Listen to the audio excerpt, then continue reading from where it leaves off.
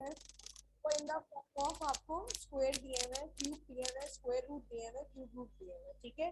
तो जब भी ये चीजें हमारे पास आ जाती है तो जाहिर सी बात है तो उसका हर्डिंग पॉइंट हमारे लिए ज्यादा हो जाता है to solve it into normal thing, ठीक है। अच्छा जी, हमारे पास क्वेश्चन नंबर 1 में आपके पास जो ग्राफ दिया हुआ है वो क्या दिया हुआ है, एक्स अगेंस्ट एक्सरसाइज 1B, ठीक है। क्वेश्चन नंबर 1 का जो हमारे पास ग्राफ दिया हुआ वो x is directly proportional to y3 है, ठीक हो गया। और क्वेश्चन नंबर 2 का ग्राफ जो है हमारे पास वो दिया हुआ z square is directly proportional to x okay w, इन दोनों में भी फर्क है। अच्छा, जब भी हम इसको सॉल्व करने की कोशिश करते हैं तो हमारे पास ये चीज यूं आ जाती है, ऐसा ही है। लेकिन जब हम यहाँ पे आ जाते हैं तो ये वाली चीज हमारे मतलब अगर मुझे ये z को सिंपल करना है तो स्क्वायर रूट आ जाएगा ऑन दी अदर साइड, ऐसा ही है। जब भी आपके पास इस तरह की कोई भी चीज आ जाए, कंडीशन आ गई जिसमें आपके पास ये इंडिपेंडेंट वैल्यू जो है ये सिंपल हो, तब हमारे पास ग्राफ कर्व बनता है, ठीक है। लेकिन जब हमारे पास इस तरह की सिचुएशन आ जाए कि इधर आपके पास जेड स्क्वायर आ जाए, जिसको अगर हम करेंगे तो ये स्क्वायर रूट में चेंज होने का मकसद ये है कि सारी चीजें मतलब बैक टू बेसिक करना, और इतना वो घूम जाएगा कि ना आप ग्राफ बना पाओगे। तो हमेशा स्ट्रेट लाइन ग्राफ बनता है इस तरह की, जिसमें क्वेरी या क्यूब आपके पास रिमूव करने के लिए क्यूब आ जाए, और यहाँ पे हमें इस तरह की कोई भी चीज करने की जरूरत है, हमने इसमें वैल्यूज पुट की थी तो ये हमारे पास सिंपल 1 में 2 में या जिसमें भी क्यूब डालेंगे वो चेंज होता जाएगा हमारे पास। मैं भी आपको करके भी दिखा देती हूँ कि why I am saying this, because आपके पास पूरी की पूरी जो आप कोऑर्डिनेट्स बनाते हो वो इस तरह के बनाते हो प्लीज आपका ग्राफ बन जाए। हमारी पहली और आखिरी स्ट्रगल क्या होती है, ग्राफ बनाना होता है, ठीक है। ओके जी, मैं क्वेश्चन नंबर 1 का 4 पार्ट स्टार्ट कर रही हूँ। क्वेश्चन नंबर 1 पार्ट 4 इज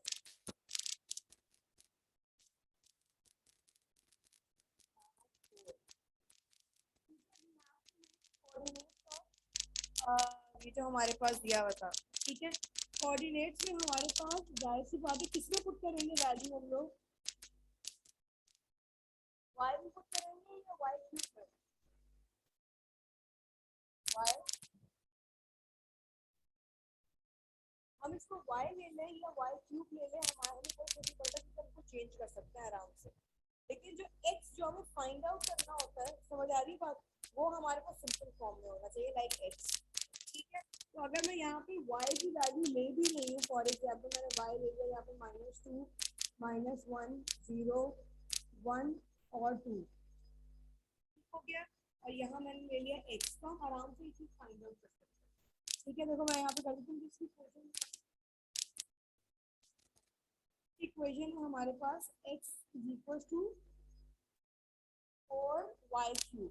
अब मैं तुम लोगों को समझाती हूँ मैं क्या लिखना है, ठीक है। ये आ गई आपके पास फर्स्ट वैल्यू, मैं इसमें पुट कर रही हूँ put y is equal to -2, clear हो गई बात।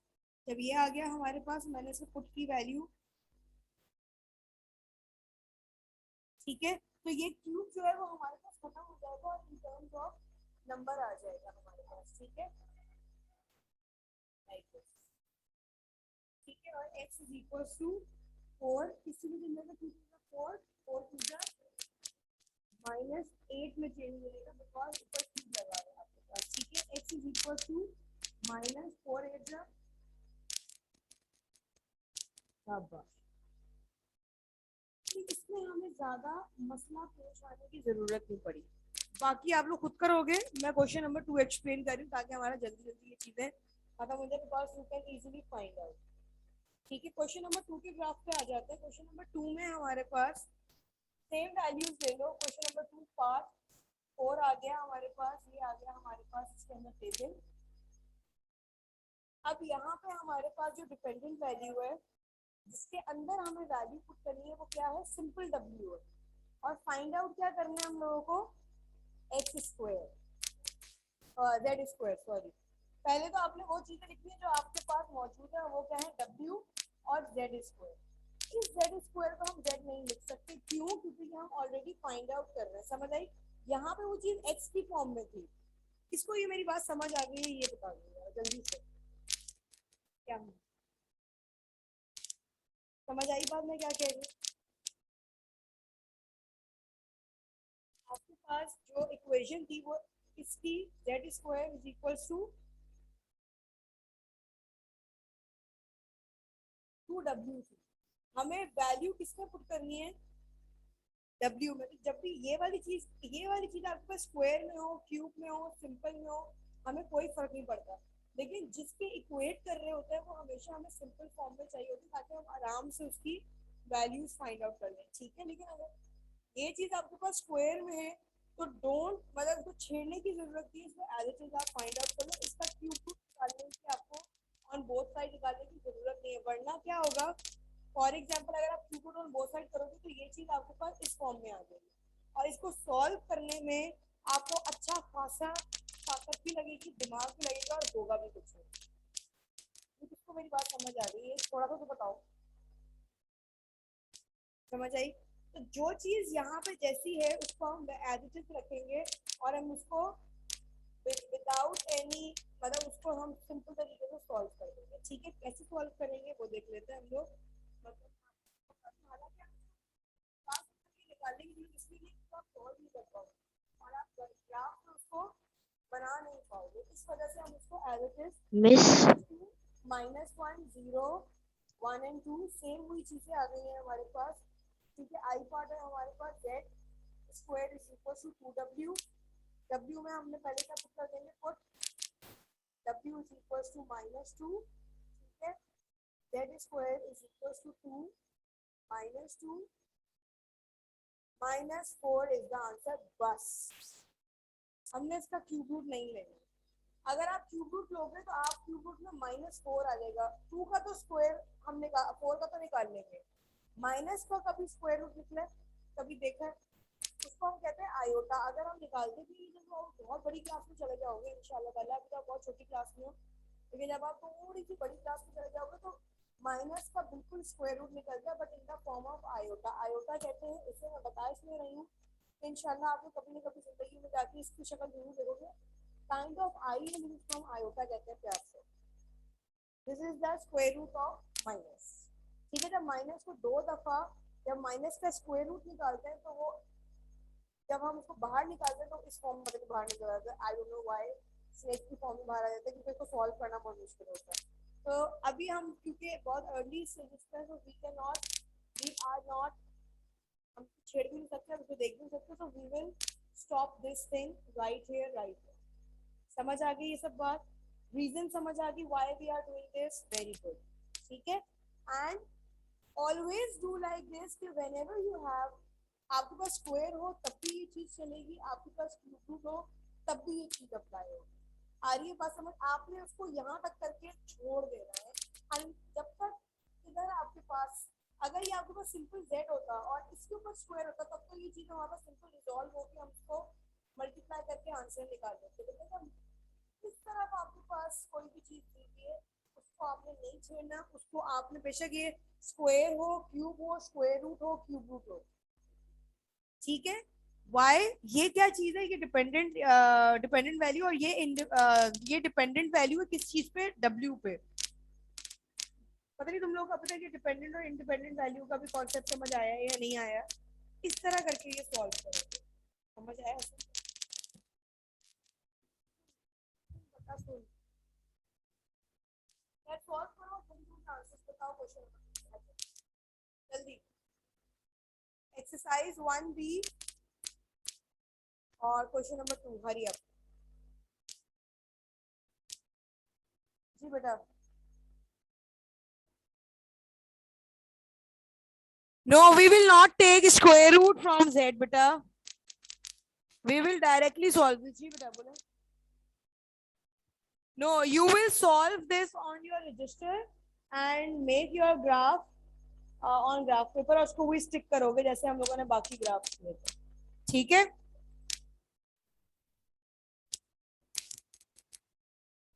अच्छा जी, ये आ गया आपके पास। इसका 2 पार्ट देख लो, x इज इक्वल टू 4, आपने इसमें क्या पुट कर देना है, y इज इक्वल टू -1, ठीक है, x इज इक्वल टू 4 -1 का cube, 4 -1 x is equal to -4 आ गया, ये -4 आ गया, यहाँ पे ये चीज आपके पास 0 आ जाएगी, ठीक है। +4 32 मैंने खुद ही कंप्लीट कर दिया आपका, बट आप लोग सॉल्व करके दिखाएंगे मुझे, जाहिर सी बात है, ठीक हो गया। इस तरीके से प्लीज यू कैन इजीली, हरिया बेटा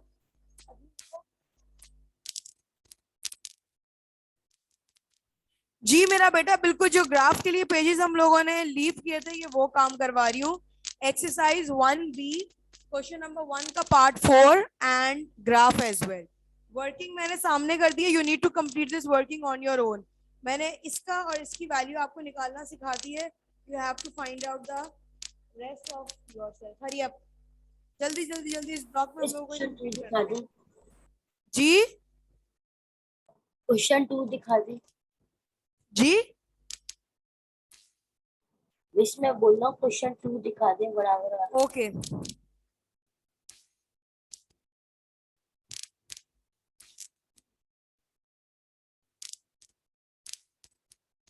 ये वाले जितने भी आपके पास है इन सबको आपने जेड स्क्वायर तक लीव कर देना है। आई होप आपको ये वाली चीज, इसीलिए इस तरह की ये 2 सवाल है, दोनों में डिफरेंट कॉन्सेप्ट यूज हो रहे हैं, ठीक है। लेकिन बस याद रखना है आपने ये चीज कि हम लोग यूथ में ये बिल्कुल पॉसिबल चीज है इसको सॉल्व करना, but because of your age limit and because of your class आप इसको आगे अभी कैरी फॉरवर्ड नहीं कर सकते, बिकॉज वो बहुत लंबी कहानी आ जाती है, और वो इंशाल्लाह जब तब आएगी जब आप लोग इंशाल्लाह इन योर बैचलर्स या इन योर जो ये आपका A लेवल तक आ जाएगा इंशाल्लाह, ठीक हो गया। ये आ गया। पार्ट 2 में क्या है आपके पास, z square is equal to 2w, put w is equal to, सब दोनों की working please kindly complete the working of question number 1 and 2, then I will start graph as well. जी बोलिए। इस क्वेश्चन 1 दिखा दे।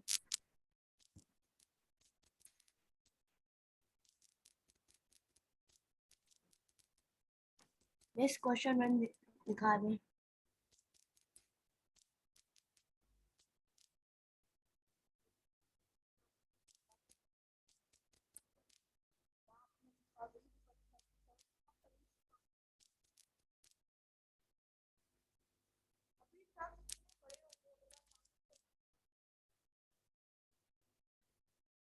हाथों से बनाते हैं मेरी तो मजबूरी है because we are doing our goal. You guys किस तरह practice करके बनाएंगे?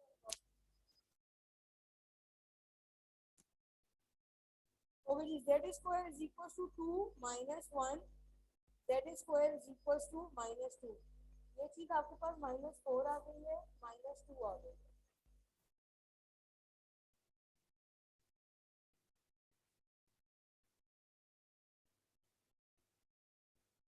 ठीक हो गया। ये वाला मैं पूरा करके दे रही हूँ, वो you have to complete yourself the remaining one, okay. ये 3 आ गया आपके पास, z square is equal to 2w, put w is equal to 0, z square is equal to 2, z square is equal to 0,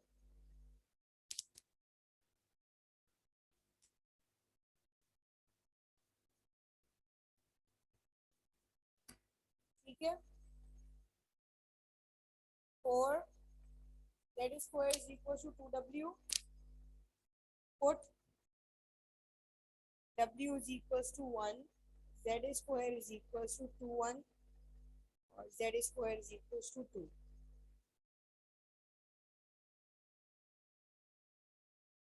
ठीक हो गया। रीजन समझ आ गया why we are stop here, बार बार इसीलिए पूछ रही हूँ कि ये कॉन्सेप्ट समझना बहुत जरूरी है, इसलिए अगर आप आगे भी करते हो चीज तब भी चीज आएगी आपके पास, ठीक है। z square is equal to 2w, put w is equal to 2, z square is equal to 2, और z square is equal to 4, ये रही इसकी पूरे की वर्किंग, और क्वेश्चन नंबर 1 आपको खुद कंप्लीट करना है, जल्दी हरी up। ये अभी कंप्लीट करो ताकि नेक्स्ट ब्लॉक में हम लोग ग्राफ आराम से बना लें, ठीक है।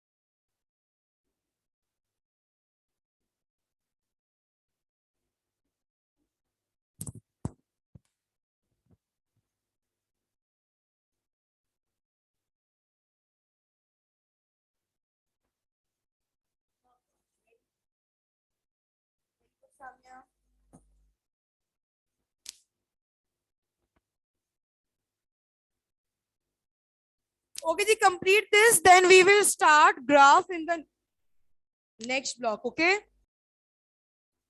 Okay ji everyone, question number 1 के लिए what we are doing in graph, हम ग्राफ को पहले 4 पार्ट्स में डिवाइड कर लेंगे as, ठीक है। ये आ गया आपके पास graph. Always remember what we write in horizontal, कौन सी वैल्यू सकते हैं हॉरिजॉन्टल पे -2 से लेकर +2 तक, और वो किसमें हमने पुट की थी, जल्दी से बताएं। y क्यूब में पुट की, y क्यूब में पुट की, y प्लस आ गया आपके पास यहाँ पे, और ये आ गया y माइनस, ऐसा ही है, ठीक है। आप लोगों यहाँ पे आ गया आपके पास x प्लस, और ये आ गया आपके पास x माइनस, बिकॉज x और y का है। ये बात समझ आ गई कौन सी चीज कहाँ आएगी और क्यों आएगी, ये लिखिए everyone. Origin, everyone knows that where is origin? This is the zero of every side. This is the starting point of every scale. तो ठीक है, स्केल बना लेते हैं यहाँ पे हम लोग। स्केल में हम लोग y axis is different right now because of the position, तो y axis लिख रही हूँ, y axis because हमारे पास माइनस, so what we, हम यहाँ पे 30 boxes is equals to 1 centimeter ले सकते हैं। I will help you out in this, ठीक है। ये आ गया यहाँ पे आपके पास x एक्सिस में हमारे पास क्या दिया हुआ है, उसमें 0, 4 एंड 32।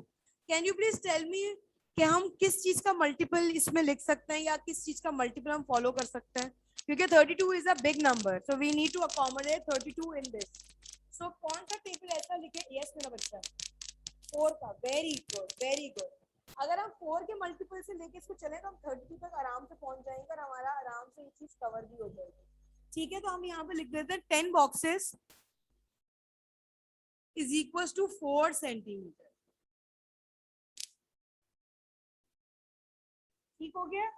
यहाँ पे हमने 30 बॉक्सेस छोड़ के -1 -2 आ गया आपके पास, यहाँ पे 1 एंड 2 आ गया आपके पास, ठीक हो गया मेरा बेटा। 10 बॉक्सेस के बाद यहाँ पे आप 4, 8, 12, 16, 20, 24 एंड ऑनवर्ड्स में उसको 1 को हटा रही हूँ ताकि आपको समझ आ जाए। अच्छा, अगर 10 बॉक्सेस पे देखो पूरा आ रहा है या नहीं आ रहा है, वरना इसको 5 करूंगा, जरा देखो देखो देखो, लिखती जाओ साथ साथ देखो। सर अभी से बोलो 4 रुको, 4, 8, 12, 16, 20, 24, 28 आ गए। ठीक है, ठीक है, 24, 28 and 32 is the last. इस तरीके से हमारे पास 4 मल्टीपल आ जाएगा। Is that okay with everyone? हाँ, एक एक बॉक्स फोल्ड ले लो, फोल्ड लिखो और 32 भी लिख सकते हो, इन बिटवीन वाली जरूरी नहीं है, तो मैं सिर्फ समझाने के लिए बता रही हूँ कि एकदम से नहीं आ जाएगा 32, these all numbers are in between the, ठीक हो गया। अच्छा, ये सब चीजें पॉसिबल है हमारे पास, बिकॉज हमारे पास जब होल नंबर होता है तो होल नंबर को सबसे ज्यादा इजी होता है हैंडल करना, ठीक हो गया। इसी तरीके से जब ये चीज यहाँ आई है तो ये माइनस की फॉर्म में नीचे भी आ जाएगी, -4, -8, -12, -16, -20, -24, -28 एंड -32 आ गया आपके पास। ये देखो, इस तरीके से आपके पास ये ग्राफ, आपने इसकी स्केलिंग बनानी लाइक दिस। शाबाश, वेरी गुड बेटा, very good Shayan.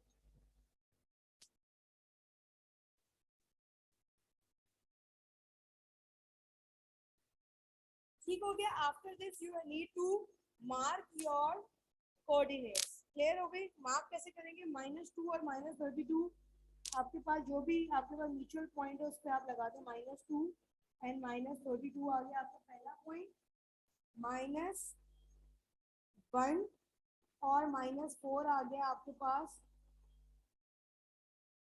Second point, 0 and 0 आ गया आपके पास इसका थर्ड पॉइंट, 1 एंड 4 आ गया फिर से आपके पास 1 एंड 4 एंड 3, 2 एंड 32 आ गया आपके पास इसका लास्ट पॉइंट। अच्छा जी, हमेशा याद रखना जब भी आपके पास स्क्वायर रूट का कोई ग्राफ होता है या उसके अंदर आपके पास क्यूब रूट होता है, कभी भी ग्राफ स्ट्रेट नहीं बनता, हमेशा कर्व ग्राफ बनता है, ठीक है। कर्व ग्राफ कैसे बनेगा? आप इसको बहुत तमीज से बनाएंगे, यहाँ से स्टार्ट करेंगे अपने अपर पॉइंट से, देखो लाइक दिस, ऐसे करके जहाँ जहाँ मूव कर रहे हैं आपके पॉइंट्स, वहाँ से आपने इसको मूव करते हुए पॉइंट्स को लेते हुए आपने इसको इस तरीके से ये ग्राफ बनेगा लाइक दिस। देख रहे हैं आप? पहले पॉइंट से जी पहले टेढ़ा ही बनेगा, इसलिए बना रही बेटा, मेरा बच्चा ऐसे ही बनेगा, मेरा बेटा बनेगा। कर्व ग्राफ कहते हैं इसे, क्या कहते हैं? कर्व ग्राफ, जो स्ट्रेट नहीं होता। और क्या रीजन है इसके अंदर? क्योंकि इनकी दोनों वेरिएबल में फ्लक्चुएशन थी, एक वेरिएबल आपके पास विदाउट स्क्वायर मतलब वो था पावर के, और एक वेरिएबल में आपके पास पावर थी। समझ आ रही है बात? सो इसीलिए जब भी इस तरह की दो वैल्यूज आ जाती हैं आपके पास, हमेशा आपका ग्राफ कर्व फॉर्म में बनता है। नहीं पापा, जिस तरह मैंने बनाया वैसे बनाना है, यू नीड टू मूव। हाँ, हाथ से आपने यहाँ से ये पॉइंट डाल देना, पॉइंट टू पॉइंट मैच करना है। इधर लेकर आइए मेरे पास, सेकंड बॉक्स किसका बता? दिस दिखाइए लाइक दिस, ये आपके पास पहला पॉइंट है ना, तो आपने लाइक दिस 1 2 एंड ये आ गया आपके पास ये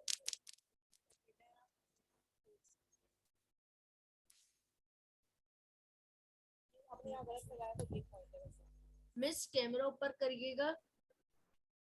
बेटा इंशाल्लाह I will explain this thing again. I am leaving right now. Allah Hafiz.